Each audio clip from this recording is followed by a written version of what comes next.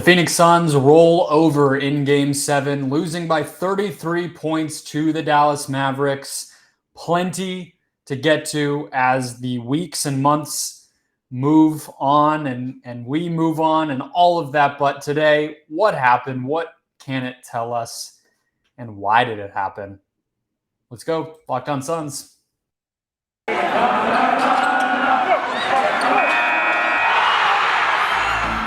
You are Locked On Suns, your daily Phoenix Suns podcast. Part of the Locked On Podcast Network, your team every day.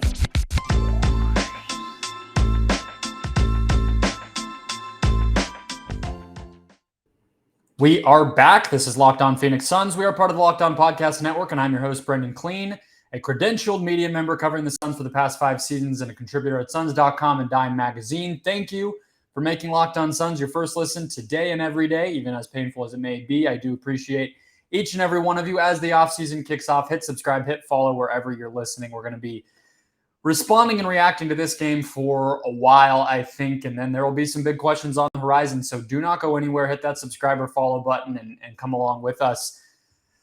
Today's show, I'm not going to fluff things up. I'm not going to get too deep on any one thing, but what I want to try to basically do here is look at what happened and why. What happened, why, and then what does it tell us? And I won't get too far into the what does it tell us because I do think that that's what the offseason's for. Those are going to be the questions that we are trying to answer as Suns fans and followers for, I guess, until next October. But let's start here. Today's show, guys, brought to you by Sakara. We'd like to thank Sakara for sponsoring the show, a wellness company anchored in food as medicine on a mission to nourish. Go to sakara.com/lockedon20 or enter lockedon20 for 20% off at checkout. More from them later on. 123-90, that's the score. You know the deal. I want to start here. I think that there's two sides of the coin. I think that there's one, and I think the obvious answer is it's both of these things, but I think it's way more one than the other. But the two general reactions I've been seeing to the Mavs just blasting the Suns off the planet was Luka, this is what this guy is. This is what this guy does. Totally reasonable. 35, 10, and 4 in a closeout game. He's been incredible in these moments for his entire life. There's also the side of the Suns just completely threw up on themselves and botched this. And I think you can probably tell by the tone that I lean way more toward the second. And it's actually not as much about what happened tonight as it is the reason I lean more toward that. It isn't even to take away from what Luka did or what the Mavs did, but more so really to identify that this is a trend that, and you really saw it come out in the postgame. This is a trend that's been following the Suns for at least this series, if not longer, is them not being themselves, not showing up in the ways that they had all year. And there's no easy way or one answer for why that happened. You know, if you're being cynical, maybe it's, they just took it for granted or whatever. But I'll get more into that in the next segment. The bottom line is that's what happened tonight, okay?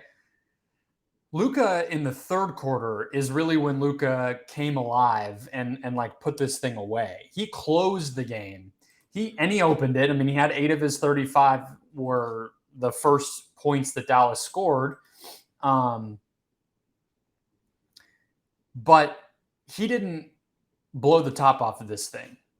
This wasn't a situation where Luka, he didn't do what Tatum did, for instance, right? Where in that game 7, Tatum was a lot of it, he only had 23, but he had 8 assists. He was just making these pull-up threes over the top of the Milwaukee defense. He was creating most of the threes that Grant Williams got were either from Tatum or in some cases Smart. Like, that was a situation where it was a superstar versus superstar moment.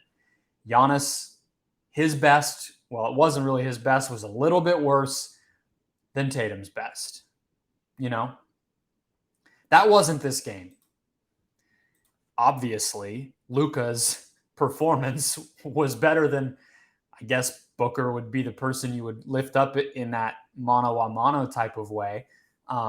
Clearly, Luka outplayed Booker, who didn't make a field goal until the third quarter, didn't break double-digit scoring until the end of the third quarter. Of course, Luka outplayed him. But this was the Suns falling apart. And it's been the Suns falling apart. Game 4 in New Orleans was a team that fell apart. Yeah, I would say. The end of game 2 in Phoenix in the first round was a team falling apart. Games 3 and, well, really game 4 in Dallas was the Suns falling apart. Game 6 in Dallas was definitely the Suns falling apart and not looking like themselves and not having good habits and elite individual play to fall back on. And game 7 clearly again was the Suns falling apart. And that's why I lean that direction. It's not to say that Luka wasn't special. I mean, 8 quick points, a magical closeout performance. Just when really the Suns didn't have much left, Luka just put the finishing touches on them. Kind of like, what is it, that boxing video game where you have that last hit and the computer, the game basically puts the person's face and then it has like a button to push, and then I don't know what video game that is. That's what it felt like Luka did in that moment after everything else was already pretty much falling to pieces. So that's where I come down in terms of what happened. You had another game where the Suns' offensive execution was not terrible to open. This game was not over after the first quarter. It will maybe look like, oh, wow, Dallas already had it. And of course, that's not good, especially when the Suns were at home and should have been able to hit the ground running. But it felt like another game where the Suns' offensive execution was there. They were getting good shots, but not making them. They were 1 of 5 from at the rim in the first quarter. And Booker and Bridges combined, who were both getting, again, decent shots that were the product of ball movement and some sets that were working and things like that. The ball was getting to Bridges and Booker in particular. And after that first quarter, they were 1 of 10. But they only had 2 turnovers, and both of them were just Jay Crowder, brain flubs. You had Spencer Dinwiddie coming in and getting 8 points, I believe. It gets cloudy. I believe Dinwiddie's points were at the beginning of the second quarter that started to blow it open. And, that's when the Suns' resolve just wasn't there. So you had Luka scoring in the first, combined with the Suns not making the shots that they were generating, combined with Dinwiddie and Brunson at the beginning of the second quarter, and you get to halftime and it's 57-27. So let's talk about why a little bit more here, because I think that's the biggest question. That's the money question. You know what I think happened, which is much more of the Suns beating themselves. The Suns shouldn't have even been in a game 7 if they had not beaten themselves, and they did it again tonight. But let's talk about why. First, though, guys, today's show is, again, brought to you by Sakara. Sakara feeling your best starts with what you eat. And Sakara helps you live a healthy, balanced lifestyle and truly enjoy it with delicious, plant-rich, transformational nutrition that builds a foundation for living in your best body. True radiance starts on your plate. Made with high-quality organic ingredients, Sakara's, again, plant-rich, transformational nutrition programs expertly designed to deliver real results. Sakara is a wellness company anchored in food as medicine on a mission to nourish your body through the power of plants. Their nutritionally designed, chef-crafted breakfasts, lunches, and dinners are made with powerful plant-rich ingredients helping boost your energy, support your digestion, curb your sugar cravings, and get your skin glowing.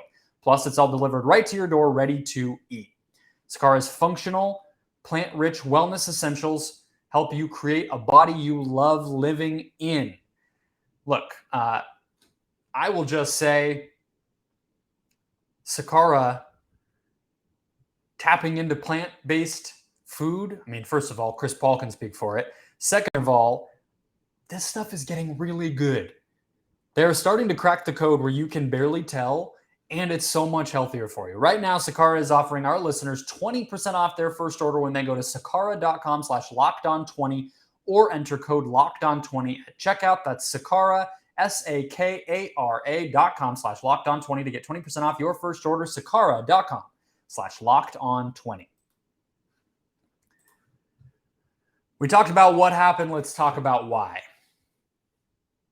And this is just my initial. We got to talk to Devin Booker, Chris Paul, Monty Williams, Cam Johnson, and Mikal Bridges. No Deandre Ayton, which I will get to close the show. Deandre Ayton played only 17 minutes in this game. There are some folks on the scene who seem to think that they saw Deandre Ayton refuse to check back in to this game. And we'll talk about all of that. We did not talk to Deandre Ayton post-game, most likely as a result of some of those things. So let's talk about why the Suns fell apart. If that's the place that we're leaning here. So I think it is a big bummer to say this, but it starts with Chris Paul. I don't see a way that you can talk about this loss without starting with Paul. Okay, so the stat line will not tell you, just like in Game 6, Chris Paul's stat line was fine. Didn't really have the turnover problems. You know, obviously the numbers themselves aren't as big. You could obviously look at the fact that the Suns lost and see, okay, well, their second best player only gave them 10 and 4. That probably had something to do with it. But you wouldn't necessarily see 10 and 4 from Chris Paul and feel like the Suns lost by 33 or that they were down by 40 plus at points in that third quarter. So Chris Paul maybe isn't the only reason that the Suns lost this game, but I don't see how you could say that he's not the main reason. How you couldn't say that he's not the main reason. He is the main reason, is my point.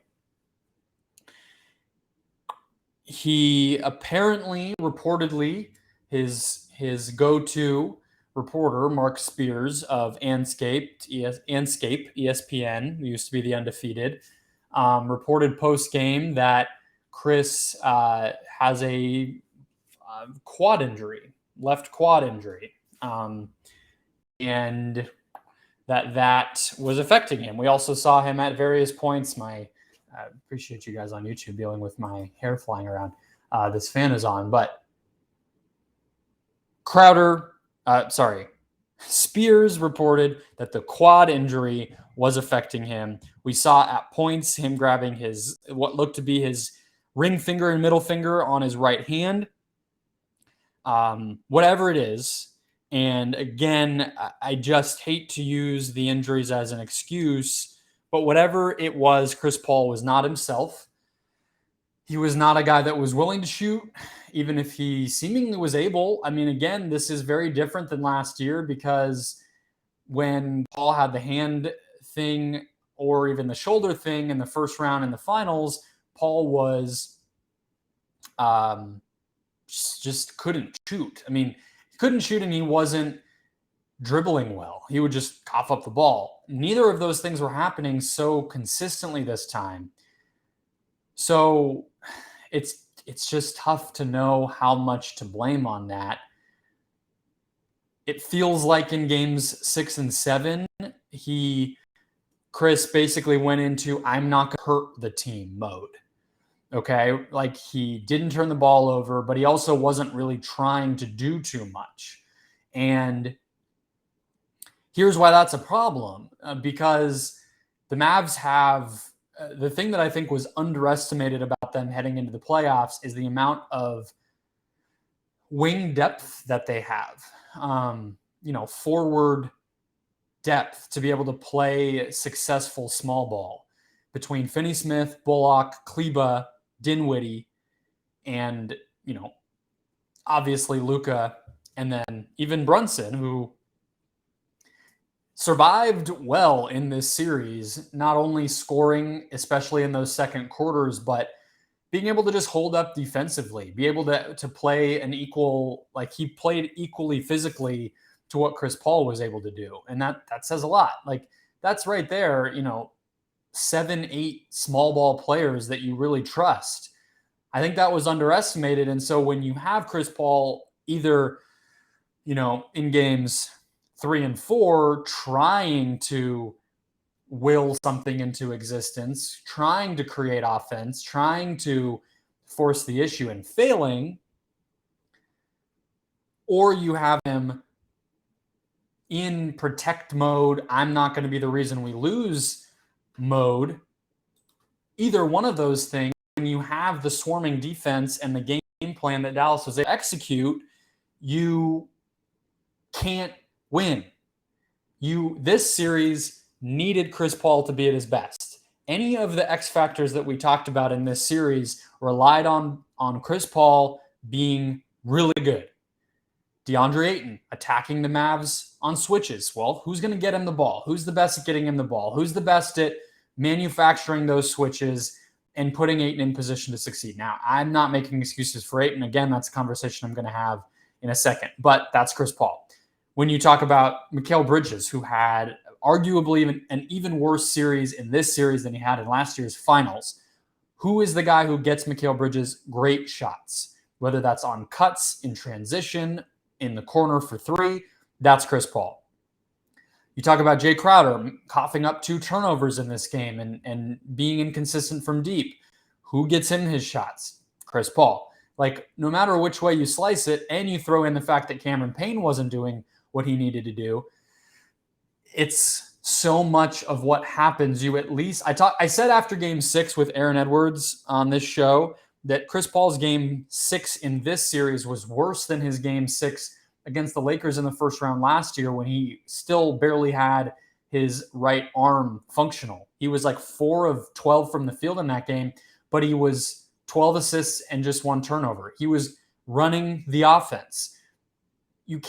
I think the 4 assists to me is where I look in this game, and that explains so much of why the Suns offense was just in mud.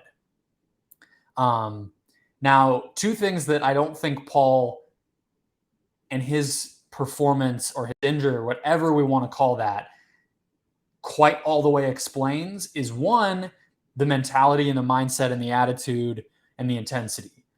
There's no excuse for that stuff falling away. There just isn't. This game, I believe, was the worst home game 7 loss since I think it was 1948, back when the teams were all called different things and it wasn't even the same construction of the league. Okay, so it was a bunch of white dudes who look like your uncle running around playing a version of this game that doesn't even look like basketball. That's how long it's been. There's no excuse for that part. There's also no excuse. The other thing I don't think that Paul's performance quite explains is Booker's performance. He's not absent of blame here. I believe he started 0 of 11 in this game. Again, didn't make his first field goal until the third quarter. He didn't crack 10 points until the game was already lost. 10 points. That's something he had in first quarters like every other night during the regular season. That's unacceptable. This is a guy who got MVP votes. This is a guy who took over in that game 6 against the Lakers. I get Anthony Davis wasn't healthy, blah, blah, blah, blah, blah. He has taken over. He has shown himself capable when Chris Paul is hurt, when Chris Paul is less than himself. This is a guy who, when Chris Paul was throwing the ball everywhere, unable to dribble in the finals, went out and put up 40 twice in the NBA Finals against what I believe is still a much better defense than this Mavs defense is, which is the Milwaukee Bucks defense. I'm not expecting something of Booker that we've never seen before, and I'm not expecting something of Booker that's, in my opinion, unreasonable. And he was not good. So, I mean, that's a little bit more of what, I guess, than why. But I don't have much more. What does this mean? And again, that'll be the question that takes us through the offseason. But I want to talk about Deandre Ayton, what happened. I think that's the place to start. So we'll get there. The outburst, what Monty said post-game, what Book said post-game, all of it coming up. First, though, guys, today's show brought to you by Built Bar, the best tasting protein bar on the planet. My favorite protein bar on the planet, just placed an order today. Because as I said, look, food in general is outrageous right now. But it feels like protein bars are never on sale anymore. I don't know about you guys, but I'm looking, whether it's just trying to find whatever's on sale at the store just to save some money when I'm out of Built Bars, or Built Bar is sold at my local protein nutrition store, and I went there and they're not even in stock anymore. So place an order at built.com. Plus, when you actually go to built.com, you're getting the exclusive limited time offerings. Birthday cake, a Built Bar puff, a Built Puff, which is the first ever protein infused marshmallow. You have cookies and cream, peanut butter brownie, churro, coconut marshmallow, banana cream pie, tons and tons of good stuff that you can only find when you go online. You have to be checking constantly. And again, that birthday cake puff, Built has taken the delicious experience of biting into a fresh slice of birthday cake and enrobed it in 100% white chocolate with sprinkles. But best of all, only 150 calories and 9 grams of sugar, but packed with 16 grams of protein. They do it every time, guys. They make it delicious. Then they make it healthy. It's always both. It's always reliable. Go to Built.com.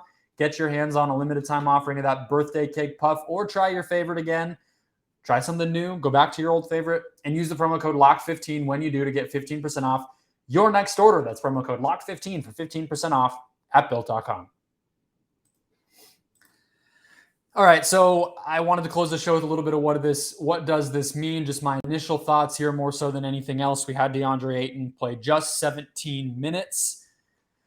Some point in the third quarter, when things really started to get out of control, Deandre Ayton got benched. I believe that it was during a timeout, and Ayton just did not come back into the game. Bismack Biyombo checked in. I don't exactly remember the details because I actually don't think Biyombo came in after a timeout. He came in just as a substitution. I don't know exactly when the fallout or the argument or whatever happened, but Mr. Orange, who we all know who that is, guy who's had season tickets forever, sits actually for the playoffs where they've had us the past 2 years in media, is up at the Tandaway Rum Lounge. And basically it's behind the Suns bench up in the corner of the suite level, which means, long story short, that's actually where Mr. Orange sits, but he's obviously in the lower bowl, just a few rows behind the Suns bench itself. So, he has a similar view to what I have, and I know where he sits. So I believe that he would be within vocal distance to be able to hear what happened.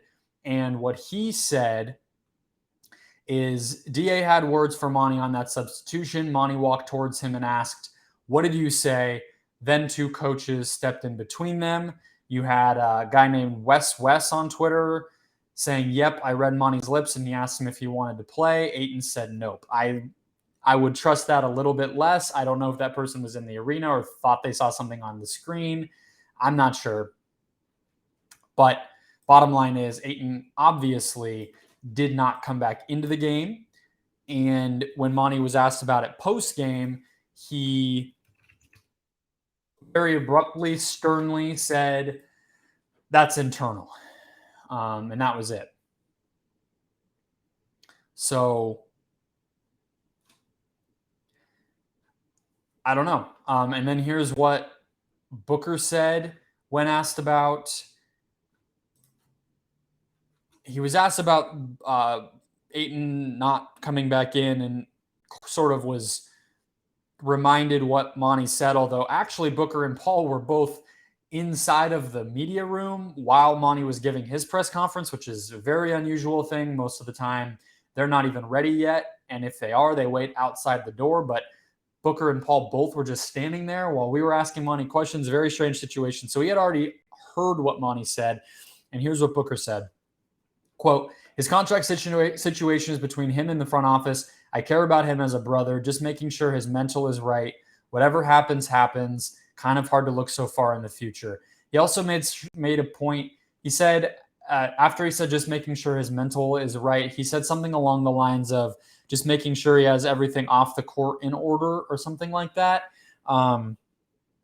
Again, I don't want to read too much into that or anything else. It's a tough thing to say. But regardless, it's bad. And I think that speaks to me more so than anything else, for just trying to think about what it means or what this can tell us. I mean, I think more than anything else, it just tells us how overloaded and just disoriented this Suns team was with all of this. Mikal Bridges and Cam Johnson for sure. They were at a loss for words, just like I'm sure the rest of you are. So I don't know. Obviously, the Ayton thing brings up questions about his free agency and, possible trade with being a restricted free agent, sign and trade. I don't know. In a lot of ways, it sort of, this type of loss brings out the worst in people in some cases. And Ayton, fair or not fair, whatever you want to say, there's always been the question with him about engagement, dedication, commitment, that type of thing.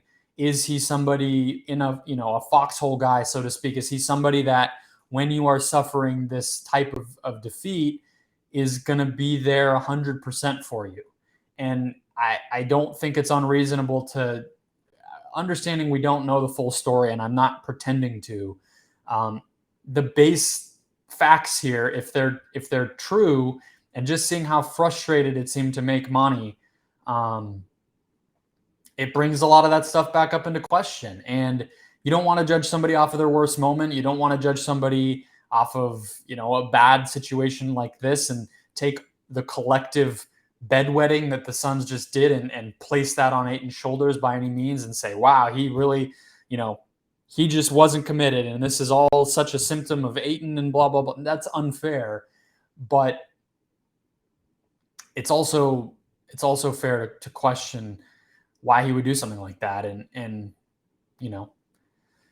there's going to be big decisions after a loss like this. And, that's a sour taste to leave in the coaching staff's mouth, your teammates' mouths, the front office, the fan base, the community, everybody, to see it end like that. But I can just say for sure that Ayton was not the only person who took it poorly.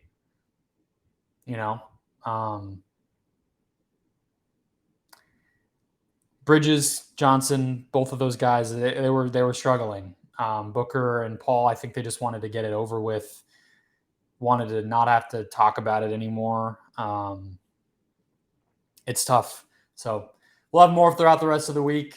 Obviously, you guys are feeling that as well, but I'll continue to try to make sense of it. We'll talk through all of it. Hopefully we do get to have a post end of season media availability from these guys, which we did not get last year. So we'll see. We'll see what happens. Thank you guys for listening. Thanks for making Locked On Suns your first listen today and every day. Now go make Locked On NBA your second listen to catch up on everything else going on around the league over the weekend.